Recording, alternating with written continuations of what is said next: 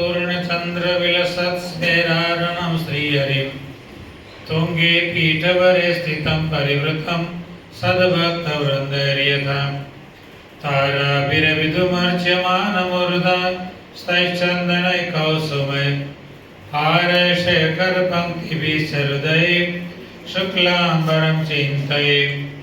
श्री अक्षरधामाधिपति स्वामिनारायण बापा भगवते नमो नमः।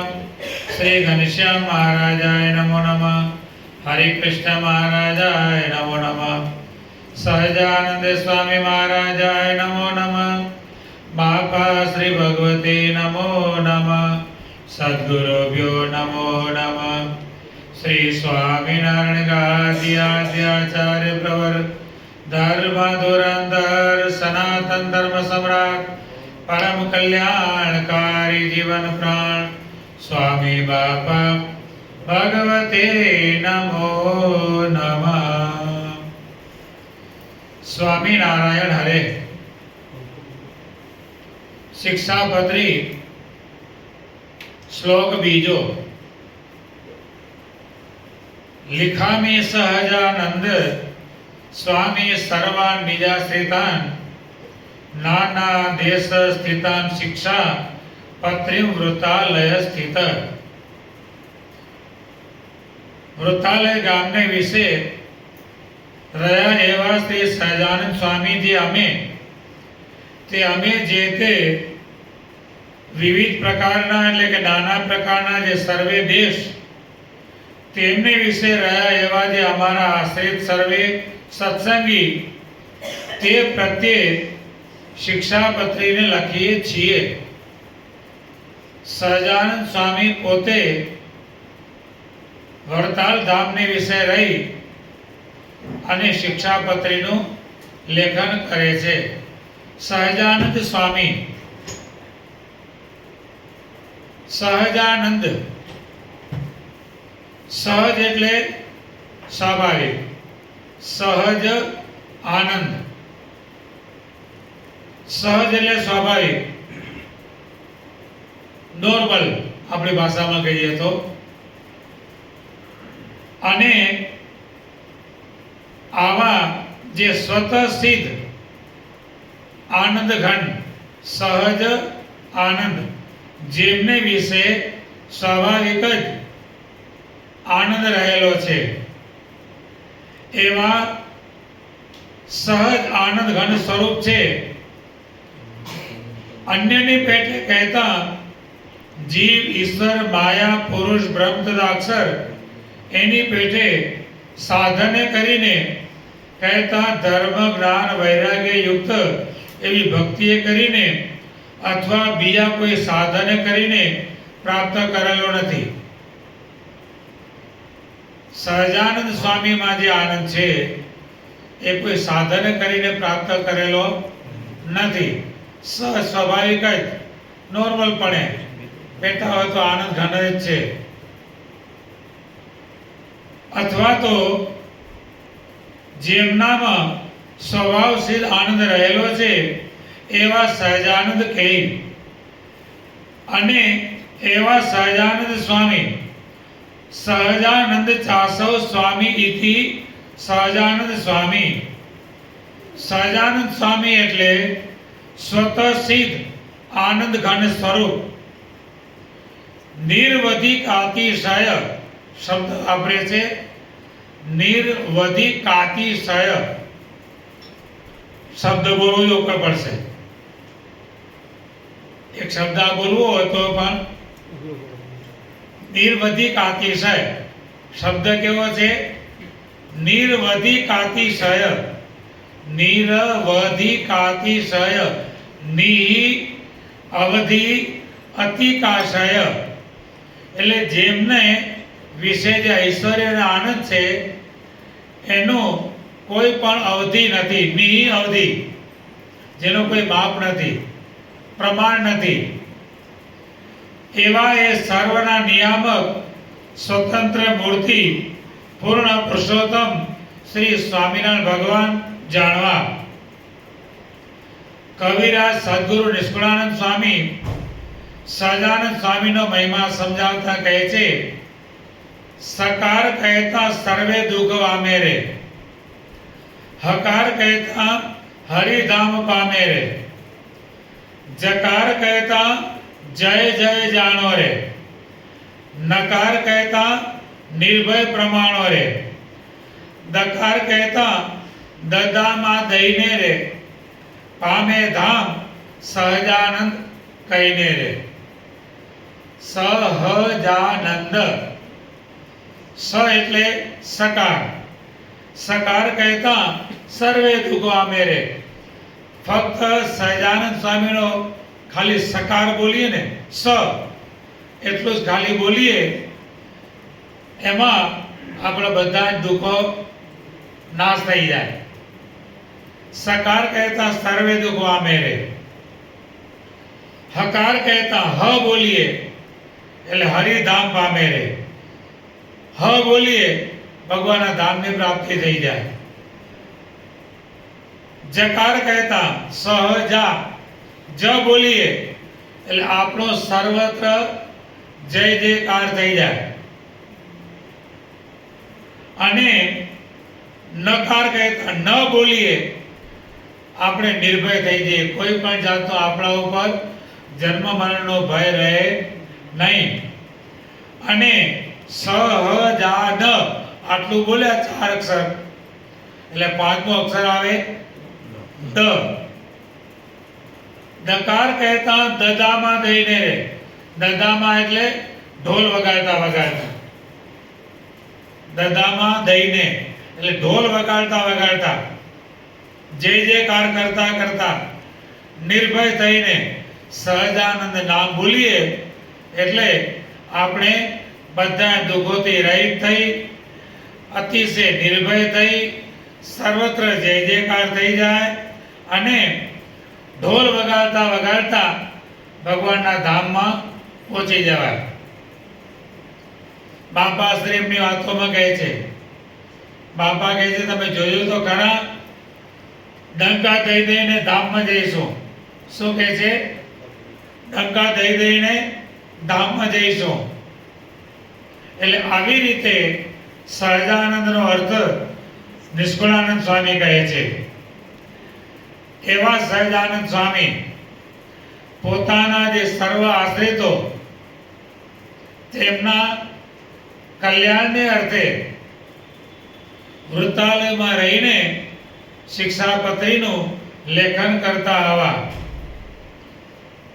શિક્ષાપત્રી ભગવાને કોના કોના માટે લખી? તેમાં પહેલું કીધું, પ્રાર્થો રામ પ્રતાપેચ્છા રામયોર ધર્મ જન્મનો याव योध्या प्रसादाख्य रघुवीरा विदो सुत। श्री धर्मदेव थकी छे जन्म जेमनो एवा जे अमारा भाई राम प्रताप जी अने इच्छाराम जी तेमना पुत्र जे अयोध्या प्रसाद नामे अने रघुवीर नामे તેમના માટે અમે આ શિક્ષાપત્ર લખીએ છીએ।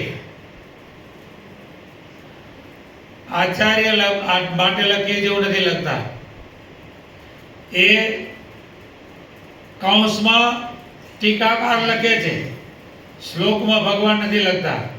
શ્લોકનો અર્થ આટલો જ, કેટલો?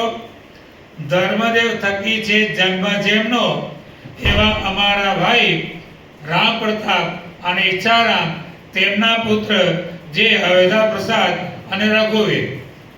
શ્લોકનો અર્થ આટલો થાય। ટીકાકાર કૌંસ કરીને જેને અમારા દત્ત પુત્ર કરીને સર્વ સત્સંગીના આચાર્યપણાને વિશે સ્થાપન કર્યા છે એવું કોણ લખે છે? ટીકાકાર લખે છે, ભગવાન લખતા નથી। નહીં તો આ શિક્ષાપત્રી લખાય છે ક્યારે? શિક્ષાપત્રી ક્યારે લખાણી? 1882 માં, બરોબર? તો તે સમયે આ બંનેને ભગવાને બંને દેશ વહેંચી પણ આપેલા છે અને એનો લેખ પણ થઈ ગયેલો છે। છતાં પણ સ્વામિનારાયણ ભગવાન એને આચાર્ય તરીકે સંબોધન કરતા નથી. એ જ રીતે વચનામૃતની અંદર વડતાલ પ્રકરણના વચનામૃત, છેલ્લા પ્રકરણના વચનામૃત, એની અંદર બંને આચાર્યના પ્રશ્નો આવે છે. વચનામૃત છે 1884 નો, તો 1882માં ભગવાને વ્યવસ્થા કરી નાખી છે. 1884 ની સાલનું વચનામૃત છે. એમાં શું લખે છે? શ્રીજી મહારાજે પોતાના જે ભત્રીજા અયોધ્યા પ્રસાદજી અને રઘુવીરજી તેમને તેડાવ્યા અને એમણે આવીને પ્રશ્ન પૂછ્યા. એમાં પણ આચાર્યને તેડાવ્યા એવું લખતા, પોતાના પુત્રને તેડાવ્યા એવું પણ લખતા નથી. મેં તો દત્તપુત્ર લઈ લીધા છે, છતાં પણ ત્યાં સંતોએ શું લખ્યું છે? પોતાના ભત્રીજાને તેડાવ્યા, પોતાના પુત્રને તેડાવ્યા નથી લખતા. અહીંયા પણ શિક્ષાપત્રીના શ્લોકમાં સ્વામિનારાયણ ભગવાન એમને આચાર્ય તરીકે સંબોધન કરતા નથી. એટલે અમારા બે ભાઈઓ, એમના દીકરા અયોધ્યા પ્રસાદ અને રઘુવીર અમારા દીકરા એમ પણ કહેતા નથી. એવા અયોધ્યા પ્રસાદજી અને રઘુવીરજી તેમજ મુકુંદાનંદ જેમાં મુખ્ય છે એવા નૈષ્ઠિક બ્રહ્મચારીઓ, તેમજ મયારામ ભટ્ટ જેમાં મુખ્ય છે એવા આદિ ગૃહસ્થ, તેમજ આગળ કહે છે કે સદવા વિધવા યોષા યાશ્ચ મચ્છિસ તામગતામ મુક્તાનંદા દયો યેસુ સાધવ ચાકિલાપી. તથા અમારે આશ્રી જે સુવાસિની અને વિધવા એવી સર્વે બાઈઓ તથા મુક્તાનંદ આદિ સર્વે સાધુ, તેમના પ્રત્યે અમે આ શિક્ષાપત્રી લખીએ છીએ. દરેકને ભગવાને લઈ લીધા આદિ આદિ આદિ કરીને. બ્રહ્મચારીમાં મુકુંદાનંદ વર્ણી મથી નામ શરૂ થયું. ગૃહસ્થમાં મયારામ ભટ્ટ મથી નામ શરૂ કર્યું. સંતોમાં મુક્તાનંદ સ્વામી મથી નામ શરૂ કર્યું. ત્રણેયમાં મકાર મકાર મકાર ભગવાને લીધો. આવા જે અમારા સર્વે બ્રહ્મચારી, ગૃહસ્થ અને ત્યાગી, તેમના પ્રત્યે અમે શિક્ષાપત્રી લખીએ છીએ. એ શિક્ષાપત્રી તે ભગવાન કે અમે લખીએ છીએ એમાં સ્વામિનારાયણ ભગવાન શ્રી હરિ ગીતાને વિશે પોતાની માતા પ્રેમવતી ભક્તિ માતા એના પ્રત્યે 13 શ્લોકે કરીને પુરુષોત્તમ ગીતાને વિશે મુકુંદાનંદ વર્ણી પ્રત્યે ભગવાન સાધુના લક્ષણ કહે છે. સાધુ કોને કહેવાય? જીવન પ્રાણ શ્રી અબજી બાપાશ્રીએ વચનામૃત પર કરેલ રહસ્યાર્થ પ્રદીપિકા ટીકા, તેમાં ગઢડા પ્રથમ પ્રકરણના 77માં વચનામૃતની રહસ્યાર્થ ટીકામાં સાધુના 32 લક્ષણ ગયા છે. તેવી જ રીતે આદ્ય આચાર્ય પ્રવર આપણા ગુરુદેવ જીવનપ્રાણ સ્વામી બાપાએ સ્વામિનારાયણ બાપા ચરિત્રામ સાગર ગ્રંથ તેની રચના કરી છે. તેમાં પણ સાધુના લક્ષણ સ્વામી બાપાએ વર્ણવ્યા છે. એવા જ લક્ષણયુક્ત સાધુ તે સાધવો હૃદયમ મહ્યમ, એવા જે 32 લક્ષણયુક્ત સાધુ છે એ મહારાજ કહે છે અમારું હૃદય છે. આવા જે સાધુ તેને મહારાજે આમાં સંબોધન કર્યા. અને પછી ભગવાન આગળ કહે છે 6થો શ્લોક, સ્વધર્મ રક્ષિકા મેં થઈ સર્વ એ વાચા સદાશિષ શ્રીમન્નારાયણ સ્મૃત્યા સહિતા શાસ્ત્ર સંમતા. અને એ જે સર્વે કયા આગળ કીધા જે સર્વે અમારા પુત્રો, સદ્વા વિધવા સ્ત્રીઓ, ગ્રહસ્થો, વર્ણીઓ અને સાધુઓ, એ જે સર્વે તેમણે પોતાના ધર્મની રક્ષાના કરનારા અને શાસ્ત્રને વિશે પ્રમાણરૂપ કેવા આપણ સર્વે કેવા છીએ? આપણા ધર્મની રક્ષાના કરનારા અને શાસ્ત્રને વિશે પ્રમાણરૂપ અને શ્રીમન નારાયણની સ્મૃતિએ સહિત એવા જે અમારા રૂડા આશીર્વાદ તે સર્વે વાંચવા. હવે શ્રીમન નારાયણ સ્મૃત્યા સહિતા. શ્રીમન નારાયણ આપણે રોજ બોલીએ છીએ, નારાયણ હરે, શ્રીમન નારાયણ હરે, રામકૃષ્ણ ગોવિંદમાં. તો શ્રીમન નારાયણ, શ્રીમત નારાયણ શબ્દ આવો છે, શ્રીમત નારાયણ. સંસ્કૃતમાં પાછળ નકાર આવ્યો એટલે આગળનો જે ત છે તેનો ન થઈ જાય. એ સંસ્કૃતમાં વ્યાકરણમાં એ બધું આવે, એમાં આપણે જવું નથી. તનો ન થઈ ગયો એટલે ડબલ ન, શ્રીમન નારાયણ. હવે પહેલા તો નારાયણ શબ્દનો અર્થ રહ ક્ષય યસ્ય ન અસ્તિ સ નરઃ. જેનો ક્યારે પણ નાશ ન હોય તેને નર કહેવાય. નરની અંદર જે ર અક્ષર છે એ ક્ષય અસ્તિ ન યસ્ય, જે ર અક્ષર છે એનો ક્યારે પણ ક્ષય ન થાય એ સૂચવનારો અર્થ એ ર નો થાય. એટલે કે જેનો ક્ષય ન હોય, નાશ ન હોય તેને નર કહેવાય.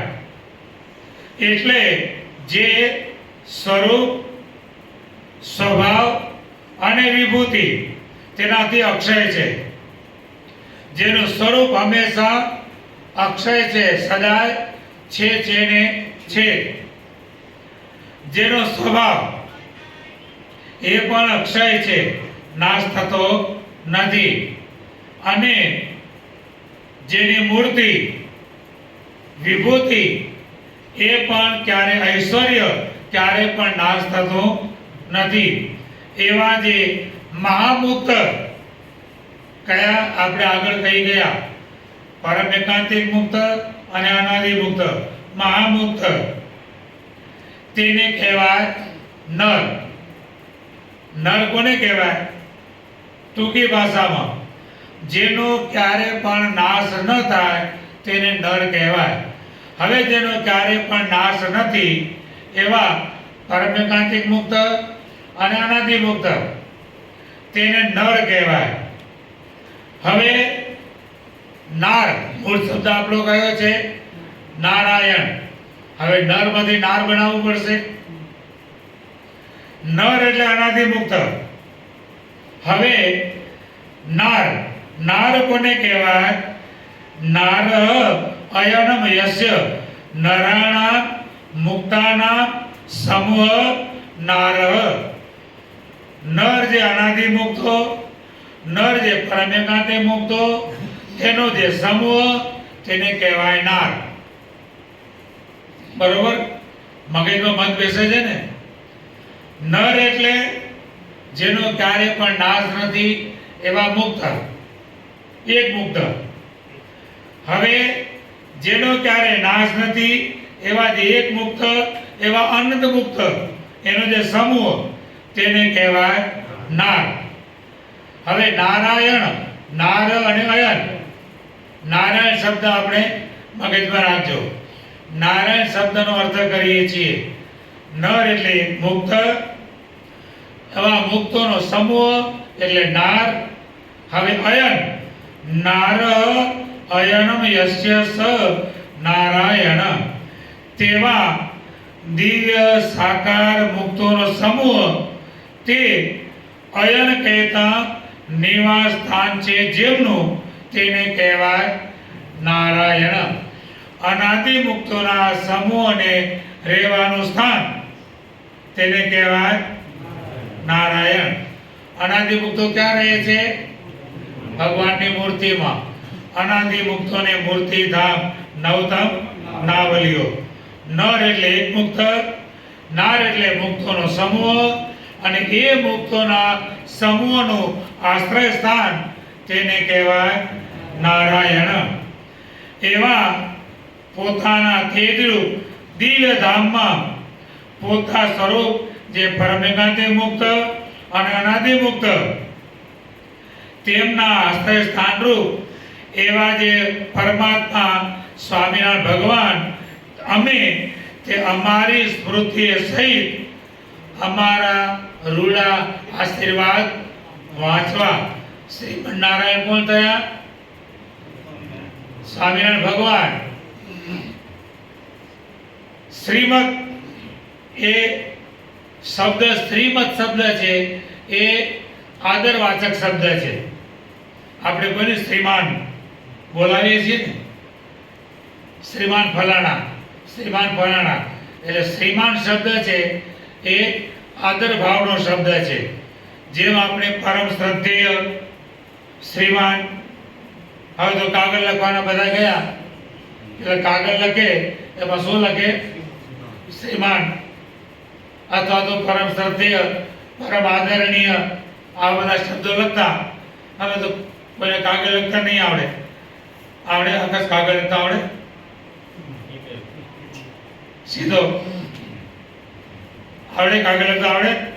આવડે જ નહીં. હવે પત્ર, પોસ્ટકાર્ડ જતા રહ્યા, હવે પોસ્ટકાર્ડ નહીં મળતા હોય. એટલે આ શ્રીમદ, શ્રીમાન શબ્દ છે એ આદર ભાવ માટે એ ભગવાને શબ્દ વાપર્યો. અને એવા આદર ભાવ યુક્ત એવા સ્વામિનારાયણ ભગવાન, એવા જે નારાયણ, એવા જે સ્વામિનારાયણ ભગવાન, તે તમારે સર્વે અમારી સ્મૃતિએ સહિત અમારા રૂડા આશીર્વાદ વાંચવા. આવા સ્વામિનારાયણ ભગવાન એ આપણને આશીર્વાદ આપે છે. અને વળી આશીર્વાદ કેવા છે? શાસ્ત્ર સંમતા. અમે જે તમને આશીર્વાદ આપ્યા છે એ કેવા છે? શાસ્ત્ર સંમત છે, સત્શાસ્ત્રોમાં પ્રમાણરૂપ છે. એવા અમારા આશીર્વાદ વાંચવા. તે સત્શાસ્ત્રોમાં પણ મુખ્યત્વે કરીને સ્વધર્મ રક્ષિકા પહેલો શબ્દ વાપર્યો. હવે જે અમે તમને આશીર્વાદ આપીએ છીએ કેવા છે? સ્વધર્મ રક્ષિકા. સ્વધર્મના રક્ષણનું જ સ્થાપન છે જેમને વિશે, એવા અમારા આશીર્વાદ છે. અમારા આશીર્વાદ કેવા છે કે એમાં તમારા ધર્મનું રક્ષણ છે. અને માટે તો સ્મૃતિમાં કહ્યું છે, સુખ મેવપ્સિતમ લોકે સર્વેષામપી દેહિનાં તન્મૂલં તુ સ્મૃતો ધર્મસ્થમ રક્ષદષ્ટત. આ લોકને વિશે સર્વ જીવ પ્રાણી માત્રને સુખની ઈચ્છા છે. સ્મૃતિ એમ કહે છે દરેક સુખ ઈચ્છે છે. બોલો, દુઃખ કોને જોઈએ છીએ? કોઈ માગે? વીરલાઓ દુઃખ માગે, સ્વરૂપાનંદ સ્વામી જેવા. હે, પરોક્ષમાં દુઃખ એક જણે માગ્યું. પરોક્ષ શાસ્ત્રમાં દુઃખ એક જ જણે માગ્યું. કોને માગ્યું ખબર છે? કુંતાજીએ. કોને માગ્યું? કુંતાજીએ ભગવાન પાસે દુઃખ માગ્યું કે મને હંમેશા આવું ને આવું દુઃખ આપ્યા જ કરજો, જેથી કરીને સતત તમારું સ્મરણ રહે. કુંતાજીએ દુઃખ માગ્યું. અને આપણા સ્વામિનારાયણ સંપ્રદાયમાં અત્યાર સુધીના શાસ્ત્રોના લખાણમાં એક સ્વરૂપાનંદ સ્વામીએ શુક મુનિએ દુઃખ માગ્યું, શુકાનંદ સ્વામીએ દુઃખ માગ્યું કે જ્યારે મને તમારા ધામમાં લઈ જવાનો થાય ત્યારે મને ધામમાં લઈ જતા પહેલા 6 મહિનાનો ખાટલો આપજો. શું માગ્યું? 6 મહિનાનો ખાટલો આપજો. માગી, હે બાપા કાંઈ દુઃખ પડે નહીં, જેમ તાજા માખણમાંથી મુવાનો ખેંચે એમ ખેંચી લેજો. આપણે બધા શું કહીએ? હે, કાંઈ દુઃખ પડે નહીં, કોઈની પાસે પાણીનું પાળું માંગવું પડે નહીં, એક ઠીકડી ઘડવી પડે નહીં, અને આમ ને આમ, હે બાપા ફરતો ફરતો લઈ લેજો. પણ સુકમુનિએ 6 મહિનાનો ખાટલો, 6 મહિનાનો મંદવાળ નહીં, 6 મહિનાનો ખાટલો એવો મને મંદવાળ આપજો કે જેથી કરીને કોઈને મારામાં વૃત્તિ ન રહે અને મને કોઈમાં હેત ન રહે. આવું માગ્યું. પણ સામાન્ય રીતે દરેક જીવ પ્રાણી માત્ર એને સુખની ઈચ્છા છે, બધા જ સુખને ઈચ્છે છે, પણ તે સુખ શેમાં છે એ કોઈને મળતું નથી. સુખને મેળવવાને માટે જાવા નાખે. કોઈ એમ કે પૈસામાં સુખ છે, એની વાય દોટો દે. કોઈ એમ મને હારા બંગલામાં સુખ છે, કરોડો રૂપિયાના બંગલા બનાવે. કોઈ એમ મને હારી ગાડીમાં સુખ છે.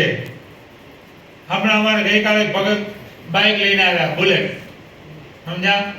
2,85,000 બુલેટ લીધું, અને પાછી 2 વાની સીટ તો એક જ, કંપની એક જ સીટ આપે. એટલે કીધું તારી વાઈફને ક્યાં બેહારી? તો કે કંપની એક જ સીટ આપે છે, કંપની બીજી સીટ નાખી આપે પણ એના પૈસા વધારે થાય. એટલે હવે આ ચાલુ બધા હોય એની પાસે બીજી સીટ લગાવી લઈશું. કોઈ એમાં સુખ માને 3-3 લાખ રૂપિયાના, 5-5 લાખ રૂપિયાના. અત્યારે તો સાયકલો લાખ રૂપિયાની આવે. બોલો, અમારે સુરતમાં એક ભગત આવ્યા, સાયકલની રેસમાં જવાના હતા. સ્વામીજી મહારાજ પાસે પ્રસાદીની કરવા સાયકલ લઈ આવ્યા.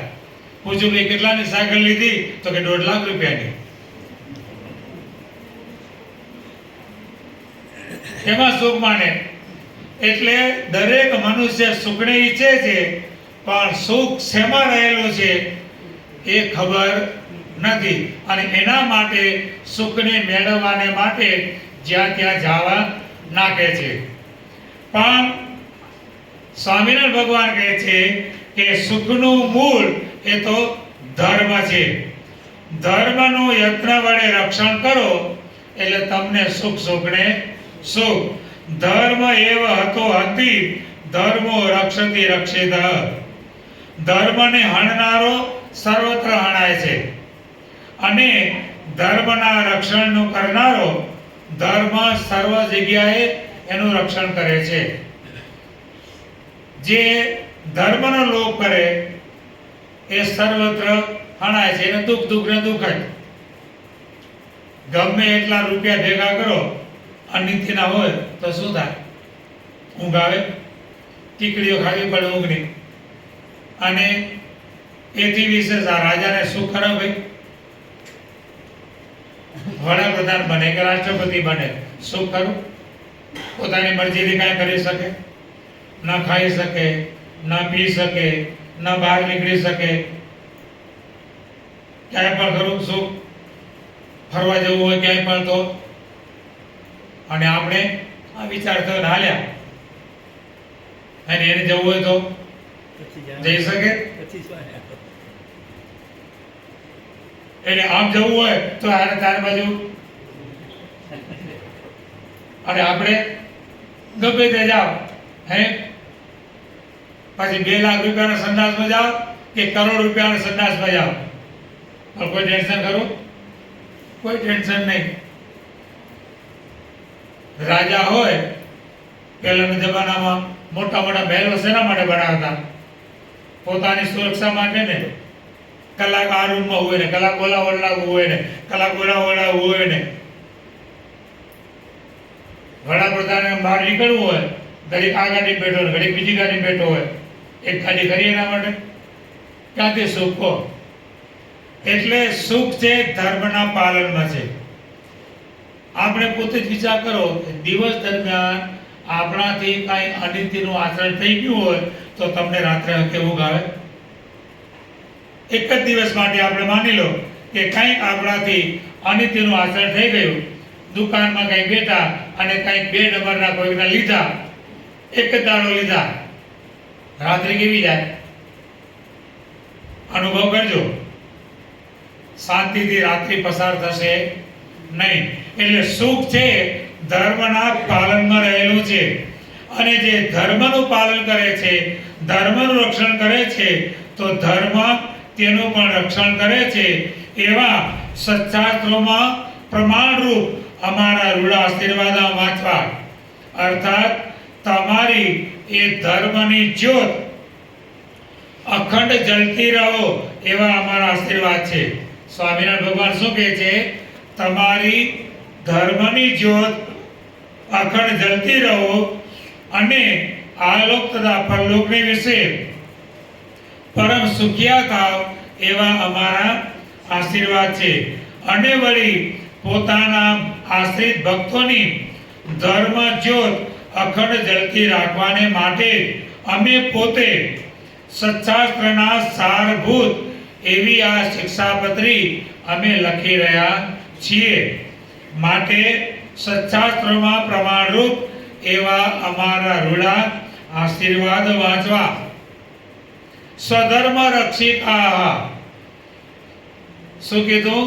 સ્વધર્મ રક્ષિકા, પોતાના ધર્મની રક્ષા કરનારા. અર્થાત સ્વામિનારાયણ ભગવાન કહે છે કે જે ભક્ત અમારો દ્રઢ આશ્રય રાખી આ અમારા કહેલા ધર્મનું પાલન કરશે તેને અમારા દિવ્ય આશીર્વાદ ઘોર કળી કાળમાં પણ સ્વધર્મની રક્ષા કરશે. તેની ધર્મ જ્યોત સદા જલતી રાખશે. બોર્ડરમાં રહીશું, સ્વામિનારાયણ ભગવાનની બાંધેલી ધર્મ મર્યાદા બોર્ડરમાં રહીશું તો સદા આપણું રક્ષણ થશે. જો બોર્ડર લંઘ્યા, બધી જગ્યાએ બોર્ડરો મારેલી હોય, દરેક જગ્યાએ બોર્ડર મારેલી હોય, બોર્ડરની બહાર જાય એટલે ભય. દરિયામાં પણ તમે નૌકા વિહાર કરતા હો તો એમાં બોર્ડર મારેલી હોય, એનાથી બહાર જવાય નહીં. પછી ભલે તમે એકલા લઈ નીકળો કે ગમે તે નીકળો, પણ બોર્ડરની બહાર જવાય નહીં. આઈસ સ્કેટિંગ કરતા હોય તો આઈસના દરિયા ડુંગર ઉપર પણ, બરફના ડુંગર ઉપર પણ બોર્ડર મારેલી હોય, એનાથી બહાર જવાય નહીં. બોર્ડરથી બહાર જાઓ એટલે દુઃખ, ભય. દરેક જગ્યાએ બોર્ડર હોય. એમ સંપ્રદાયની બોર્ડર સ્વામિનારાયણ ભગવાને આ શિક્ષાપત્રી બાંધી. બોર્ડરની બહાર જાય એટલે દુઃખ, અને બોર્ડરમાં રહે તો સેફ, કોઈ જાતની તકલીફ નહીં. શાંતિથી ઊંઘી જાઓ, ઘસઘસાટ ઊંઘી જાઓ. એને આ બોર્ડરમાં જે રહેલો હોય ને એને ના જોઈએ મસરૂના ગાદલા કે ના જોઈએ એસી. એ ખેતરમાં ઢેફામાં પડ્યો હોય ને તો એ શાંતિથી ઊંઘતો હોય. અને ઓલાને ગમે એટલા એસી ચાલુ કરો કે ગમે એટલા મસરૂના ગાદલા પાથરો તો એને ઊંઘાવે નહીં. બહારે એસી હોય પણ માય જલતો હોય એનું શું કરવાનું? બહાર એસી તમે નાખો પણ અંદર જલન પડ્યું હોય એનું શું? પણ જે બોર્ડરમાં ધર્મ મર્યાદામાં છે એ તો અંદર એને શાંતિ છે. એટલે મહારાજ કહે છે કે સદા આશીષ, અમારા રૂડા આશીર્વાદ સદાયને માટે તમારી સાથે ને સાથે જ છે. અમારી વિશે તમારી અગાધ પ્રીતિ થાવ. તમારી ધર્મની જ્યોત અખંડ જલતી રહો અને તમારો યોગક્ષેમ અખંડ રહો. તમારું જીવન સર્વ જીવ પ્રાણી માત્ર પરત્વે દયાર્દ બનો. કેવા કેવા ભગવાન આશીર્વાદ આપે છે. ભગવાન કહે છે કે અમારા સદાય તમારા ઉપર આશીષ છે. કેવા? તો કે તમારી ધર્મની જ્યોત અખંડ જલતી રહો અમારે વિશે અગાધ પ્રીતિ થાવ, તમારો યોગક્ષેમ અખંડ સુરક્ષિત રહો, તમારું જીવન જીવ પ્રાણી માત્ર પ્રત્યે દયાર્દ બનો. આપણું જીવન દરેકને માટે દયાભાવ, કોઈને હેરાન કરવાની ભાવના નહીં,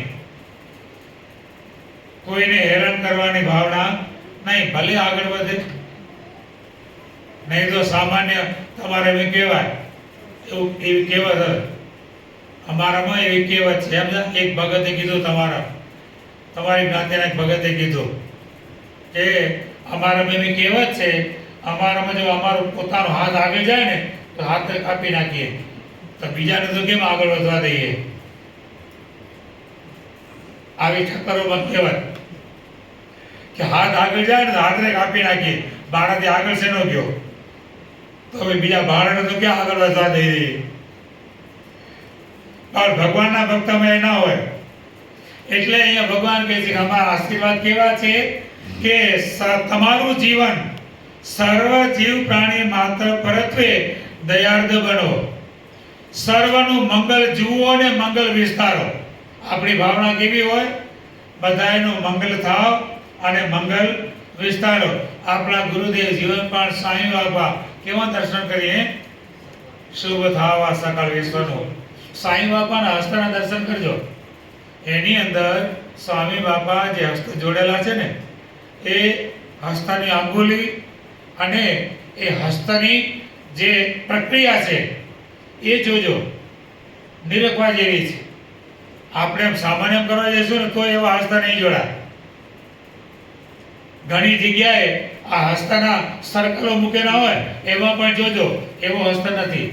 સાંઈ બાપાની અંગુલી અને હસ્ત જોડવાની જે પદ્ધતિ, પ્રક્રિયા એ જ આખી એવી છે કે કદાચ કોઈ બોલે નહીં ને તો પણ એ પ્રક્રિયા જેમ બતાવી દે છે કે સ્વામી બાપા અનંત કોટી બ્રહ્માંડોનું મંગળ ચાહે છે.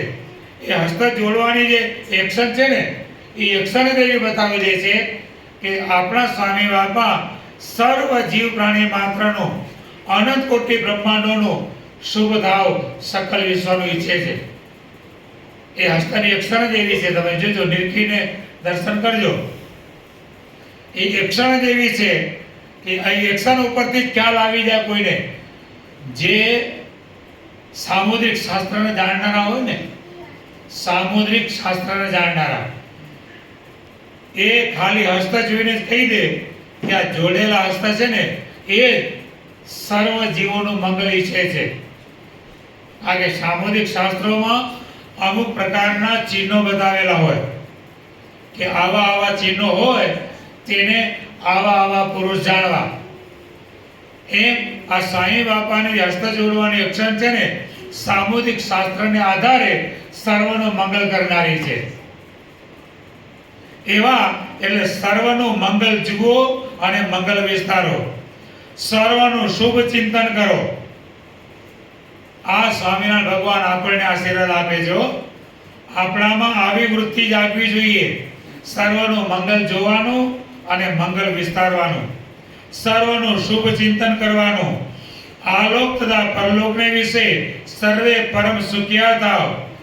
આદિ શુભાશીષ અમારા વાંચવા તથા સત એટલે ત્રિકાલા બાધિત સત સદાશીષ, સત આશીષ. શું? સત આશીષ. આશીર્વાદ કેવા? સત આશીર્વાદ.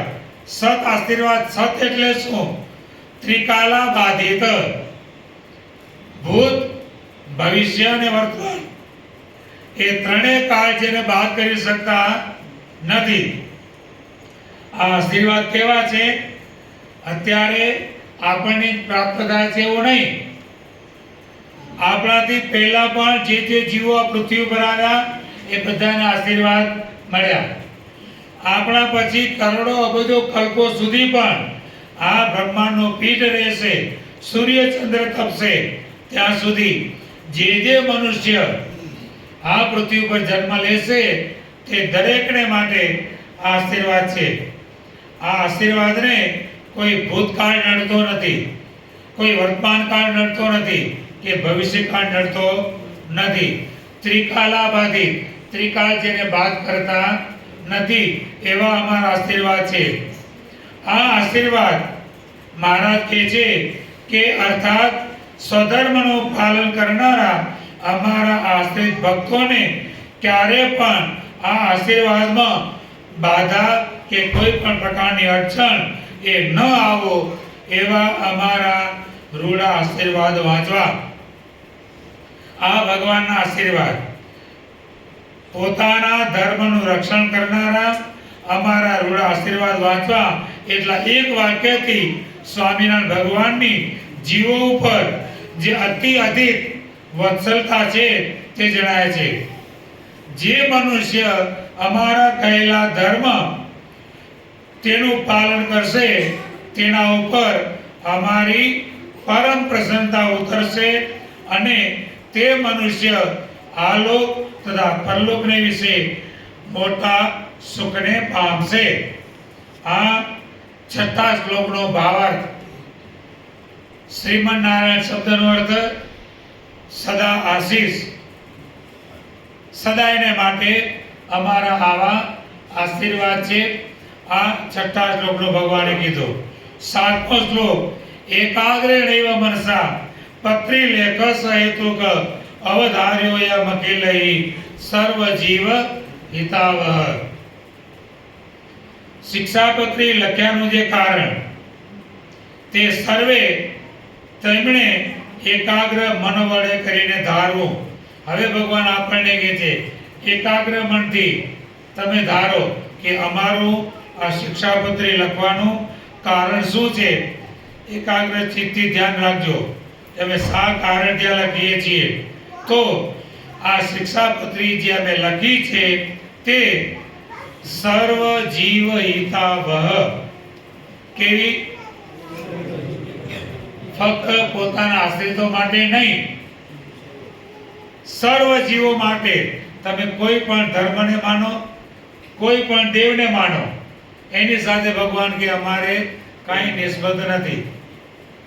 જે દેવને માનવા હો તે દેવને ભલે તમે માનતા હો, જે ધર્મ પાળતા હો ભલે તમે પાળતા હો, પણ આ શિક્ષાપત્રી એવા તમારે માટે પણ હિતને કરનારી છે.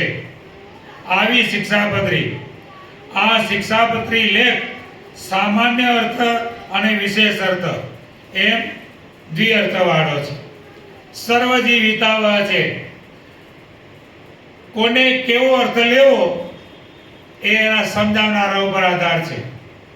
કોને કેવા ગુરુ મળે એવું એને સમજાવે.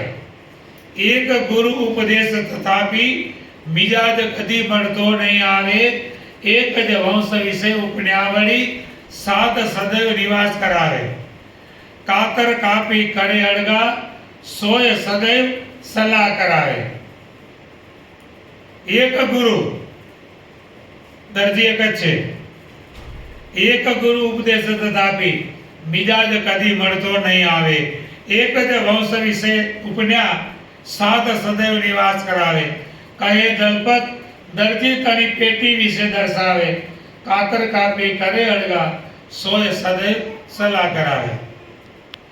એક જ ગુરુ છે, ઘડનારો એક જ છે. કાતર ઘડે કે 100 ઘડે, ઘડનારો એક જ છે. પછી બંનેનું કુળ લોખંડ એક જ છે. બંનેને રહેવાનું સ્થાન દરજીની પેટી છે. બંને ભેગા જ રહે છે. છતાં પણ બંનેમાં કેટલો તફાવત છે. કાતર શું કરશે? ગમે એવું હારું હશે તો. અને 100 શું કરશે?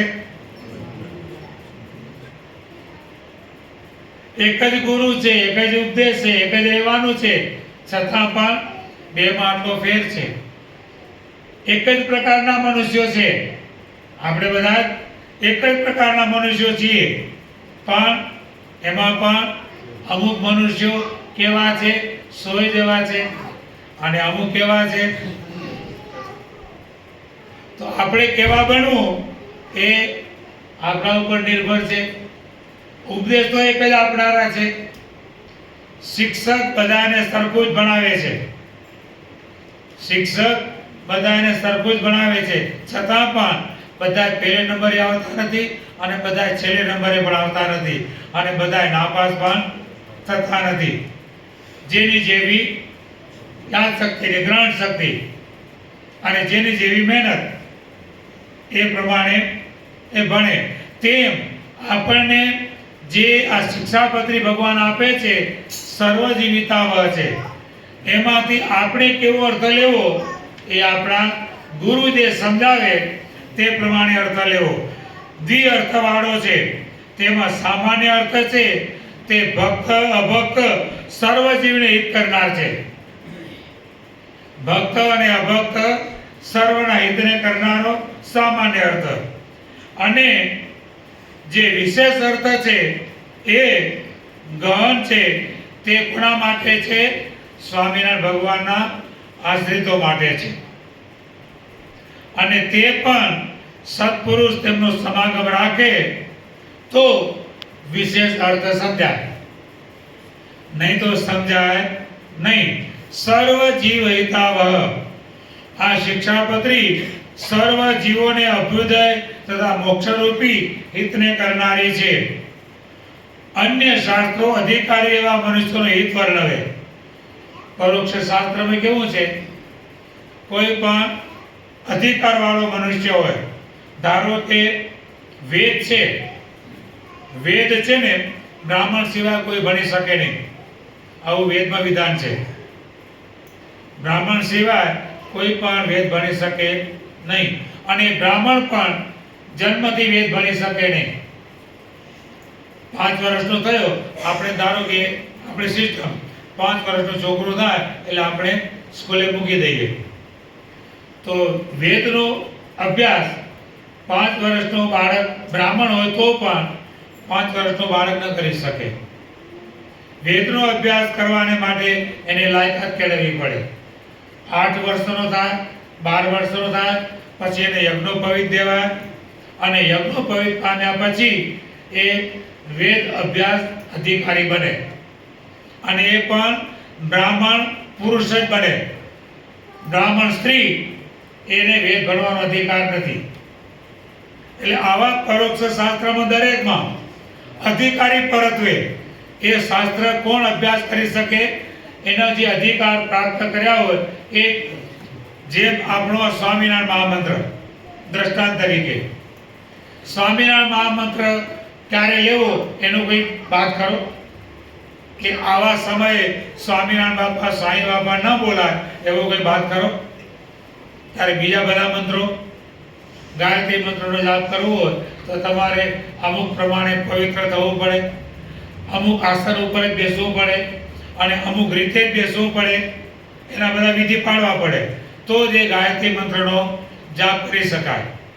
જ્યારે આપણો સ્વામિનારાયણ મહામંત્ર પવિત્ર દેહ અપવિત્ર દેહ દિવસે નિશાએ જ્યાં તમે કરવો હોય ત્યાં, એનો કોઈ વાત નહીં. સંડાસમાં બેઠા બેઠા પણ મોબાઈલ લઈ જઈને વાતો કરીએ એના કરતા ભગવાનનું નામ લેવું. બેઠા બેઠા એટલી વાર ભગવાનનો સ્મૃતિ રહેશે. કોઈને વધારે વાર લાગતી તો પેપર લઈને જાય. હવે પેપર તો જતા રહ્યા, મોબાઈલમાં પેપર આવી ગયા. પેલા પેપર લઈને જતા, ભાઈ બેઠા હોય તો પેપર વાંચી લે, ત્યાં સુધી ભાઈને બેવું પડતું હોય. પણ સ્વામિનારાયણ મહામંત્ર જ્યાં બોલવું હોય ત્યાં બોલાય. એમ આ શિક્ષાપત્રી છે એમાં કોઈ અધિકાર પરત્વે આ શિક્ષાપત્રી અમે લખતા નથી કે આવો અધિકાર પ્રાપ્ત કરો તો તમે શિક્ષાપત્રી પાડી શકો, એવું અમે લખતા નથી. સર્વ જીવિતાવહ એવી અમે આ શિક્ષાપત્રી લખીએ છીએ. અને આ શિક્ષાપત્રીમાં એટલા માટે તો ભગવાને પહેલું જ કીધું, 11મો શ્લોક શું કીધો? કસ્યાપી પ્રાણીનો અહિંસા. સર્વ જીવિતાવહ એનો ભાવ આવી ગયો. કોઈ પણ જીવની હિંસા નહીં કરવાની. એટલે કેવું થઈ? સર્વ જીવિતાવહ. એટલા માટે ભગવાન કહે છે. અને વળી પાછું ભગવાને શિક્ષાપત્રીમાં સ્વપરદ્રોહ જનનમ, પારકોને પોતાનો દ્રોહ થાય એવું સત્ય વચન નહીં બોલવાનું. સર્વ જીવિતાવહ. વળી મુસ્કચ્છેદો ન કર્તવ્ય. સર્વજીવિતાવ વળી ગવાદીના પશુનામ ચ સર્વજીવિતાવ તમારાથી પોષણ થાય એટલું જ તમે કરો, પોષણ ન થાય તો ન રાખો. વળી સર્વ ક્ષત્રયમેવ સર્વેષાં ચિંતને વિતમ ચ દઈ બધાને ક્ષમા આપો અને તેનું હિત થાય તેવું ચિંતન કરો. આદિ અનેક શ્લોકથી મન વચન અને કર્મથી જીવ પ્રાણી માત્રનું હિત કરવા પણ અહીં સ્વામિનારાયણ ભગવાન કહે છે. મનુષ્ય માત્રનું જ નહીં, મૂંગા બોલતા કેવાનું હિત કરવાનું, મૂંગા અને બોલતા, સ્થૂળ અને સૂક્ષ્મ, મોટા અને ઝીણા, પશુ અને પક્ષી, ચાંચળ અને માંકડ વગેરે જીવ પ્રાણી માત્રનું હિત કરનારો આ અમારો ગ્રંથ છે. શિક્ષાપત્રી કેવી છે? દરેકનું હિત કરે. મૂંગા અને બોલતા, જાડા અને ઝીણા, પશુ અને પક્ષી, ચાંચળ માંકડ વગેરે સર્વ જીવ પ્રાણી માત્રનું હિત કરનારો આ ગ્રંથ છે. વળી આ ગ્રંથ કેવો છે? એકાગ્રેણૈવ મનસા, એકાગ્ર મન વડે.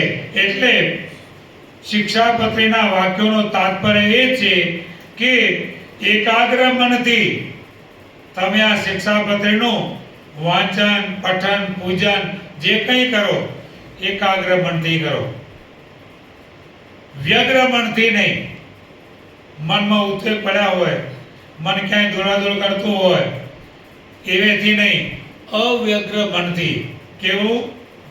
અવ્યગ્ર મનથી એટલે શાંત ચિત્તથી, શાંત અને પ્રશાંત મનથી આ શિક્ષાપત્રીના વચન ધારવા અને વિચારવા. શાંત મનથી વિચારવા. મનમાં ઉદ્વેગ પડ્યો હોય, ક્રોધ પડ્યો હોય, મન જાતા દોડતું હોય એમ નહીં, શાંત ચિત્તે આપણે આપણા મનને, જેમાં તમે યોગિક ક્રિયા કરતા હો, યોગ સાધના, આ યોગ દિવસ આપણો આવે તે દિવસે પહેલું શું કરાવે? પ્રાણાયામ કરાવે ને.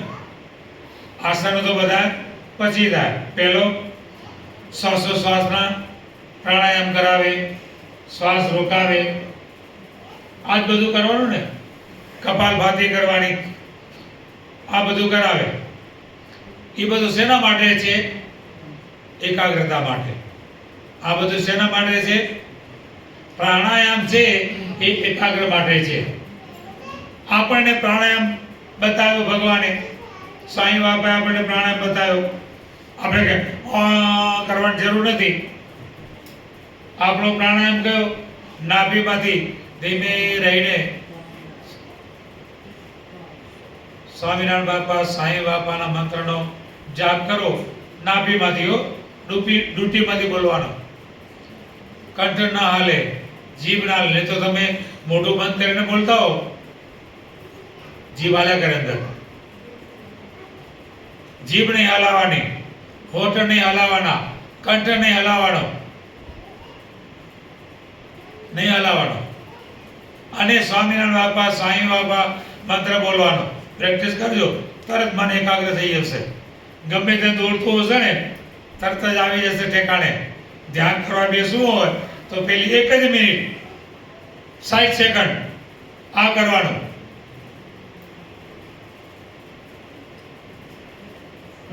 આમ ટેવ પડી જાય પછી એમને મેં બોલાય. પેલી ટેવ પાડવી પડે, પ્રેક્ટિસ કરવી પડે, પછી તમે બેઠાવાનું.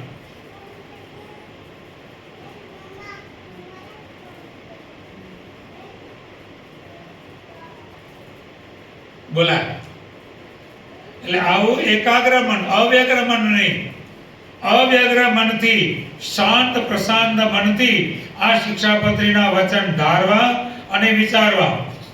બીજા કાર્યમાં મન જતું હોય, અર્થાત મન વ્યગ્ર હોય, ચંચળ હોય, તો વચન ધારેલું તે ન ધાર્યા બરાબર થઈ જાય.